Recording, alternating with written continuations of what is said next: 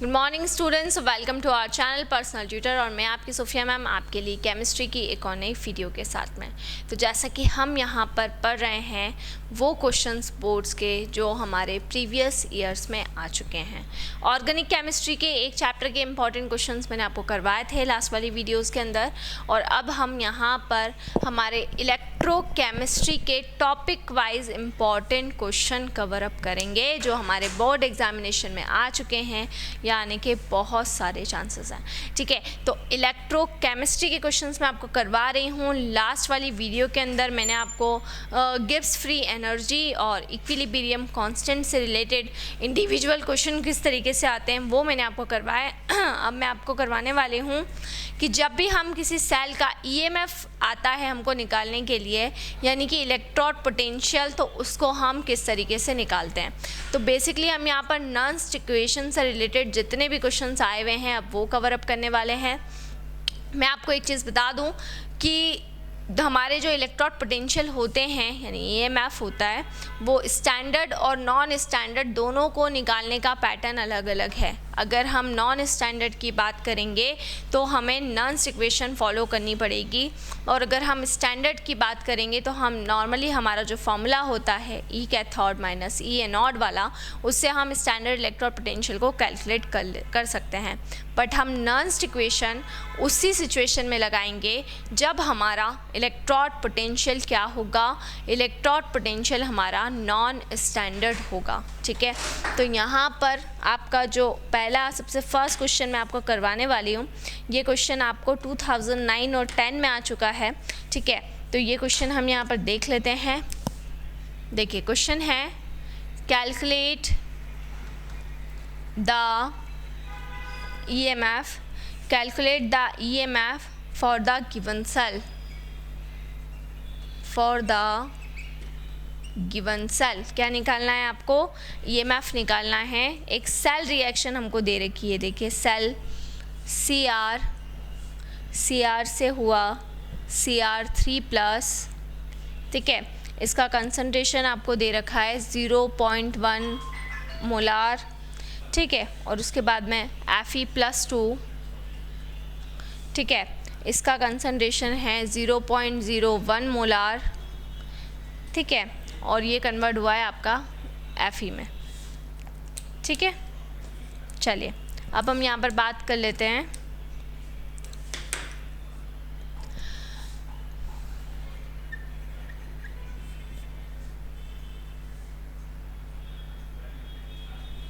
E0 Cr3+, Cr की value दे रखी है -0.74 वोल्ट। और आयरन की अगर हम बात करेंगे तो आयरन के लिए दे रखी है आपको स्टैंडर्ड इलेक्ट्रोड पोटेंशियल की वैल्यू। ये पूरा आपको क्वेश्चन ही दे रखा है 0.44 वोल्ट। ये इतना हमको क्वेश्चन में ही गिवन है। ये पूरा आपको जैसा क्वेश्चन आया था बिल्कुल एज इट इज़ उसी तरीके से मैंने यहाँ पर आपको लिखवा दिया है। इसमें मैंने कुछ भी चेंजेस नहीं करे हैं। जैसा आपको क्वेश्चन आया था मैंने वैसे ही आपका लिख दिया है। देखिए, तो यहाँ पर हमको EMF निकालना है, जैसे कि आपको दिखाई दे रहा है कि EMF निकालना है, और यहाँ पे नॉन स्टैंडर्ड EMF निकालना है। तो यहाँ पर हम नर्न्स इक्वेशन को ही यूज़ करेंगे। ठीक है, तो नर्न्स इक्वेशन का कॉन्सेप्ट हम यहाँ पर यूज़ करने वाले हैं। ये हमारी एक रिएक्शन दे रखी है Cr से Cr3+ और Fe+2 से Fe में, है ना। Cr3+ की वैल्यू दे रखी है 0.1 मोलार और Fe+2 दिया हुआ है 0.01 मोलार। ठीक है, जिसमें हमको Fe में कन्वर्ट करना है। ठीक है, अब यहाँ पर अगर हम Cr3+ से Cr की बात करते हैं तो ये वैल्यू -0.74 वोल्ट दे रखी है, और Fe+2 से Fe 0.44 वोल्ट ये वैल्यू हमको गिवन है। नर्न्स इक्वेशन पहले मैं लिख देती हूँ यहाँ पर ताकि आपको कन्फ्यूजन ना हो कि नर्न्स इक्वेशन क्या होती है और नर्न्स इक्वेशन को हम किस तरीके से लिखते हैं। देख लीजिए, तो E cell is equals to में E0 सेल -0.059, ठीक है, अपॉन में n। ठीक है, ये फॉर्मूला, फिर लॉग प्रोडक्ट अपॉन रिएक्टेंट। देखिए ये पूरी हमारी इक्वेशन होती है नॉन स्टैंडर्ड इलेक्ट्रॉन पोटेंशियल को कैलकुलेट करने के लिए। देखिए ये नॉन स्टैंडर्ड हमारा इलेक्ट्रॉन पोटेंशियल यानी कि ईएमएफ हो गया, ये स्टैंडर्ड इलेक्ट्रॉन पोटेंशियल हो गया। ठीक है, यहाँ पे एन की वैल्यू आपको रखना है लॉग प्रोडक्ट की वैल्यू, जो भी आपका प्रोडक्ट है और जो भी आपका रिएक्टेंट है वो पूरी आपको वैल्यू यहाँ पर कैलकुलेट करके और रखना पड़ेगी। चलिए अब यहाँ पे सबसे पहले तो मेरे पास में क्या ये सारी वैल्यूज़ हैं ये मैं देख लेती हूँ। तो ई नॉट सेल की वैल्यू देख सकते हैं आप कि मेरे पास में individual E naught cell standard electron potential नहीं दिया गया है। यहाँ पर क्रोमियम और आयरन ये जो दोनों चीज़ें हैं, क्रोमियम और आयरन मतलब एक एनोड है और एक कैथोड है, इनकी स्टैंडर्ड वैल्यूज़ हमको दे रखी है। लेकिन ओवरऑल अगर हम पूरे सेल के स्टैंडर्ड इलेक्ट्रॉन पोटेंशियल की बात करें तो वो हमको गिवन नहीं है। तो उसको निकालने के लिए हमें यहाँ पर फॉर्मूला लगाना पड़ेगा हमारा ई नॉट सेल का, जो कि होता है ई कैथोड माइनस का ई एनोड। ठीक है, तो ई कैथोड और ई एनोड का हम यहाँ पर फॉर्मूला लगाएंगे। देखिए जब यहाँ पर हम फॉर्मूला कैलकुलेट करेंगे तो आपको ये पता होना चाहिए कि कौन कैथोड की तरह काम कर रहा है यहाँ पर और कौन यहाँ पर एनोड की तरह काम कर रहा है। ठीक है, तो आप देख सकते हैं कि यहाँ पर कैथोड कौन होता है जो रिडक्शन करता है और एनोड कौन होता है जो ऑक्सीडेशन करता है। इस क्वेश्चन के अंदर ये पार्ट जो आपका रहेगा बहुत इंपॉर्टेंट है। आपको ये ज़रूर पता होना चाहिए कि कौन ऑक्सीडेशन कर रहा है कौन रिडक्शन कर रहा है। अगर यहाँ पर ये कॉन्सेप्ट आपका क्लियर नहीं हुआ आपका पूरा क्वेश्चन गलत हो जाएगा। तो कैथोड पर हमेशा क्या होगा, कैथोड पर रिडक्शन, एनोड पर हो जाएगा ऑक्सीडेशन। ऑक्सीडेशन का मतलब क्या होता है, रिमूवल ऑफ इलेक्ट्रॉन, और रिडक्शन का मतलब होता है गेनिंग ऑफ इलेक्ट्रॉन। अब क्वेश्चन ये आता है हमको कैसे पता चलेगा कि कब इलेक्ट्रॉन रिमूव हो रहा है और कब इलेक्ट्रॉन गेन हो रहा है। तो सीधे सीधे समझ में आ जाता है। देखिए यहाँ पर ये आपको एक सेल की रिएक्शन दे रखी है। Cr जो है वो Cr3+ में कन्वर्ट हो रहा है। Cr3+ में किस तरीके से कन्वर्ट हो रहा है, क्योंकि ये अपने में से क्या कर रहा है, इलेक्ट्रॉन्स को रिमूव कर रहा है और वो Cr3+ में कन्वर्ट हुआ। प्लस चार्ज कब आता है सेल के अंदर, जब इलेक्ट्रॉन रिमूव होते हैं। Fe+2 से Fe में कन्वर्ट हो रहा है, क्योंकि Fe+2 जो है वो इलेक्ट्रॉन को क्या कर रहा है, इलेक्ट्रॉन को गेन कर रहा है। और Fe+2 ने जैसे ही इलेक्ट्रॉन को यहाँ पर गेन किया तो वो किस में कन्वर्ट हो गया है, आपके Fe के अंदर कन्वर्ट हो गया है। तो इनने रिडक्शन किया।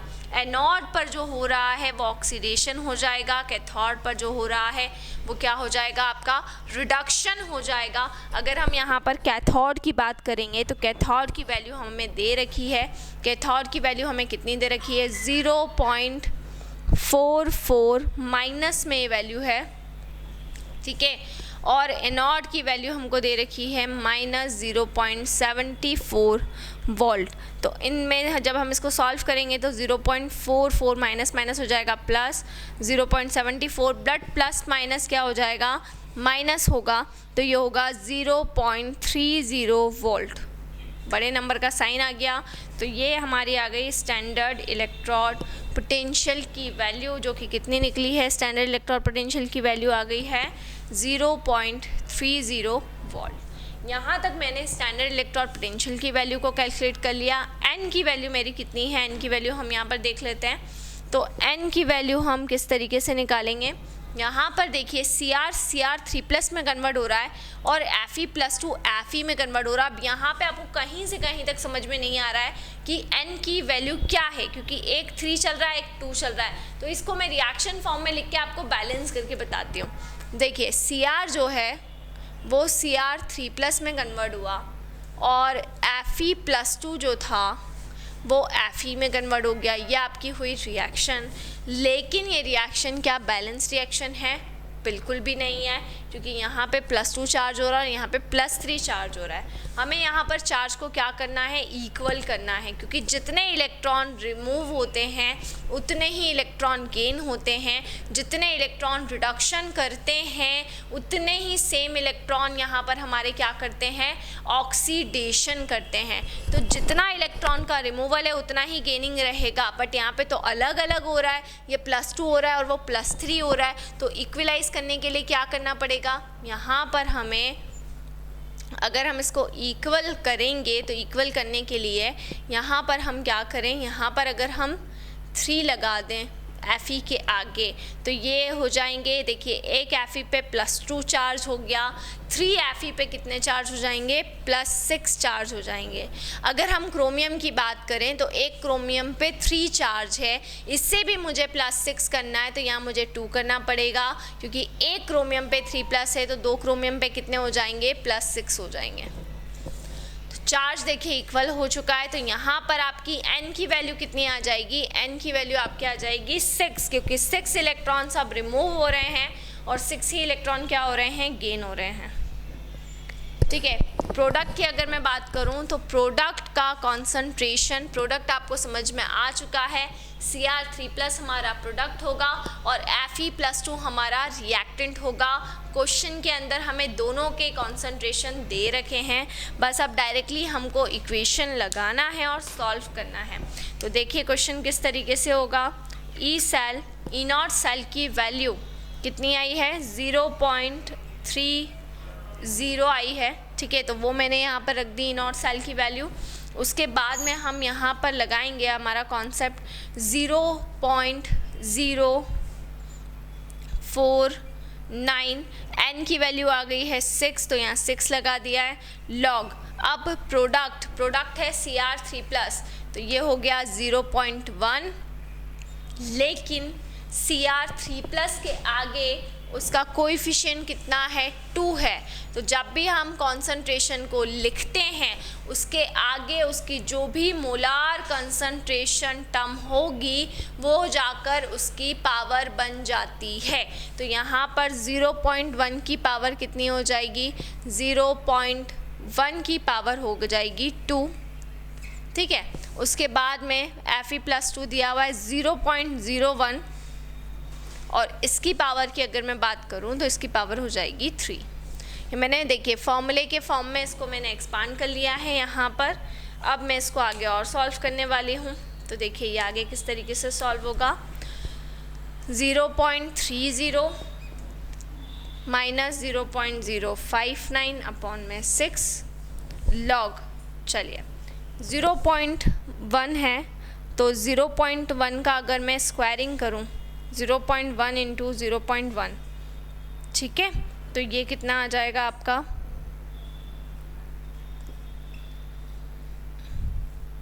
.01 आ जाएगा। ठीक है, तो ये आ गया है 0.01। ठीक है, और यहाँ पर 0.01 का हमें क्या करना है, 0.01 का हमें क्यूब करना है। तो हम इतना लंबा नहीं ले जा रहे हैं, हम उसको थ्राइस करके अगर लिख दें 0.01 इंटू 0.01 इंटू 0.01, ऐसा करके हमने उसको 3 टाइम लिख दिया। तो एक 0.01 से एक 0.01 क्या हो जाएगा, कैंसिल। देखिए डेसिमल हटाया तो यहाँ पर ऊपर क्या आ गया, ऊपर आ गया आपका 1000। जितना हो सके उसको 10 या 1000 की टर्म्स में आप कन्वर्ट करेंगे उतना ही कैलकुलेशन आपके लिए आसान हो जाएगी, डिफ़िकल्ट नहीं रहेगी। तो यहाँ पर क्योंकि अगर हम बात करें log to the base 10 की पावर जो भी रहती है उसकी जो वैल्यू आपकी आती है log to the base 10 और 10, इसकी वैल्यू 1 हो जाती है। तो 10 की टर्म्स में जितना हो सके आप उस क्वेश्चन को ले जाने की कोशिश करें तो उतना ही आपके लिए आसान हो जाएगा। ठीक है, तो हम आगे देख लेते हैं इसको। 0.30 एज इट इज़ रहेगा माइनस 0.059, यहाँ पर 6। अब देखिए 1000 है तो log 1000 को मैं ऐसे लिख सकती हूँ कि log 10 है, log 10 की पावर 3 है ना, इस फॉर्म में लिख सकते हैं हम। log 1000 बचा यहाँ पर, इसको मैं log 10 की पावर 3 में लिख सकती हूँ। और यहाँ पर मैं एक log का कॉन्सेप्ट यानी कि फॉर्मूला लगाऊंगी, वो फॉर्मूला होता है log m की पावर n। यहाँ पे log के सारे फॉर्मूले आपको यूज़ करना है। log m की पावर n का फॉर्मूला होगा n log m। ये पावर उठ के कहाँ आ जाती है, पावर उठ के आगे आ जाती है। तो log m की पावर n का फॉर्मूला होगा n log m, मतलब कि पावर उठ के क्या आ जाएगी, पावर उठकर आगे आ जाएगी। तो n जो पावर थी वो उठ के कहाँ आ जाएगी, वो उठ के आगे आ जाएगी। तो यहाँ पर आपका हो जाएगा 3 log 10 10। अब देखिए ये मैंने ऐसा क्यों किया, इसको सिंप्लीफाई करने के लिए किया है, क्योंकि यहाँ पे अब बहुत इजी मेरी कैलकुलेशन हो गई है लॉग की, मुझे कोई लॉग टेबल की ज़रूरत नहीं है। विदाउट लॉग टेबल देखिए हम यहाँ पर कैलकुलेट कर रहे हैं, तो 3 एज इट इज़ रहेगा, लॉग टू दी बेस 10 और 10 इसकी वैल्यू 1 होती है, एक फॉर्मूला होता है, ठीक है। तो इसकी value log two the base e की वैल्यू 1 होती है, तो देखिए बेस दोनों चीज़ें सेम चल रही हैं, तो इसकी वैल्यू 1 हो जाएगी, तो यहाँ पर ये वैल्यू आ गई 3। अब देखिए इसको हम कट कर देंगे, 3 1 ज़ा 3, 3 2 ज़ा 6, है ना, और 0.059 को 2 से डिवाइड अगर हम करते हैं तो 0.30 minus 0.0394 which is equal to 0.26 volt. देखिए कितना इजीली कैलकुलेशन हमारा हो गया, हमें कोई लॉग टेबल की ज़रूरत नहीं पड़ी, लॉग की वैल्यू की ज़रूरत नहीं पड़ी, हमने केवल लॉग का यहाँ पर क्या किया, फॉर्मूला पुट किया और उसी से सिंपल पूरा क्वेश्चन एज इट इज़ क्या हो गया आपका, सॉल्व हो गया। तो आपको कुछ फॉर्मूलेज मैं यहाँ पर बता देती हूँ जो आपको यूज़ करना रहेंगे, ठीक है। तो इन फॉर्मूले के बिना आप इस चैप्टर को नहीं यूज़ कर सकते।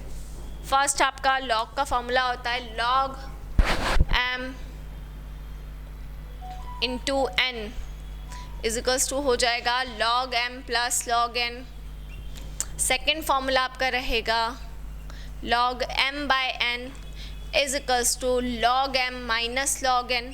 और थर्ड आपका फॉर्मूला रहेगा log m की पावर n, तो पावर उठ के आगे आ जाएगी तो n log m, ठीक है। ये कुछ फॉर्मूले हैं लॉग के, इन फॉर्मूले को अगर आप यूज़ करोगे तो मैक्सिमम क्वेश्चन आपके इस चैप्टर के डायरेक्टली इन्हीं फॉर्मूले से लॉग की वैल्यू आपकी सॉल्व हो जाएगी। और एक चीज़ याद रखेंगे, log to the base e की वैल्यू 1 होती है, ये ध्यान रखना है, ठीक है। तो देख लेते हैं एक बार इस क्वेश्चन को। तो ईएमएफ हमको कैलकुलेट करना था, non standard EMF. Non standard EMF का फॉर्मूला हमने यहाँ पर नॉन्स इक्वेशन अप्लाई की है। तो ईएमएफ हम यहाँ पर ईएमएफ का रूल लगाना था हमें, CR3 plus FE plus two FE। Reaction form में हमको क्वेश्चन नहीं मिला, कोई बात नहीं, हम उसे रिएक्शन फॉर्म में इजीली कन्वर्ट कर सकते हैं। ये हाफ सेल है, ये हाफ सेल है, मतलब CR3 प्लस में कन्वर्ट हो रहा है और FE प्लस टू FE में कन्वर्ट हो रहा है। कंबाइन करके हमने एक रिएक्शन बना ली। हमें CR3 प्लस का कंसनट्रेशन गिवन है, हमें FE प्लस टू का कंसनट्रेशन गिवन है और हमें CR और FE के individual standard electrode potential given थे। हमने क्या करा, सबसे पहले तो इनर्ट सेल यानी स्टैंडर्ड इलेक्ट्रोड पोटेंशियल पूरे सेल का निकाला। सबसे पहले हमने पता किया कि कौन एनोड है कौन कैथोड है और फॉर्मूला लगा दिया E cathode minus E anode का। कैथोड की वैल्यू हमको ऑलरेडी दे रखी थी -0.44, एनोड की वैल्यू हमने यहाँ पर पुटअप करी है और उससे हमने स्टैंडर्ड इलेक्ट्रोड पोटेंशियल का यहाँ पे फॉर्मूला लगाया है। n की वैल्यू रिएक्शन बना के निकालनी थी, रिएक्शन बना के हमने n की वैल्यू कैलकुलेट कर ली है।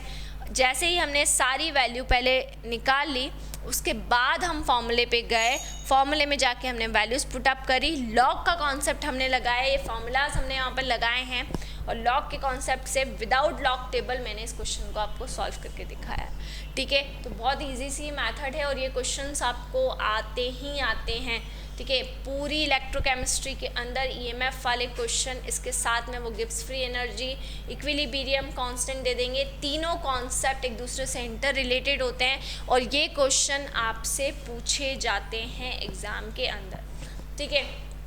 इसके अलावा कंडक्टेंस वाला हमारा पार्ट है, पहले मैं आपको इन क्वेश्चंस की, और जब साथ में क्वेश्चन थोड़े से कॉन्सेप्ट बेस आ जाते हैं तो मैंने सिंगल इंडिविजुअल आपको करके बताया है कि इंडिविजुअल हम जब क्वेश्चन इसमें आता है कॉन्सेप्ट के बेस पे आता है तो हम किस तरीके से इसको सॉल्व करते हैं। लेकिन वो क्वेश्चन जिसमें ईएमएफ, गिब्स फ्री एनर्जी और हमारा स्टैंडर्ड इलेक्ट्रोड पोटेंशियल, ये सारी वैल्यू जब साथ में आ जाती तब हम उसे कैसे सॉल्व करते हैं वो मैं आपको नेक्स्ट वीडियो के अंदर बताऊँगी।